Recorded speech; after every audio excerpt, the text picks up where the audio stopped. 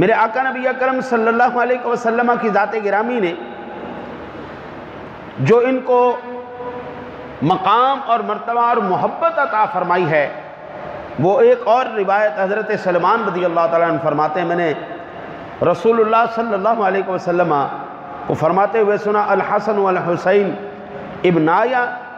من احبہما احبنی ومن احبنی احبہ اللہ ومن احبہ اللہ ادخلہ الجنہ ومن ابغضہما ابغضنی ومن ابغضنی ابغضہ اللہ ومن ابغضہ اللہ ادخلہ النار۔ ھذا حدیث صحیح علی شرط شیخین ولم یخرجہما۔ حضرت امام عالی مقام امام حسن اور امام حسین دونوں میرے بیٹے ہیں، جس نے ان دونوں سے محبت کی اس نے مجھ سے محبت کی، جس نے مجھ سے محبت کی اللہ اس سے محبت فرمائے گا،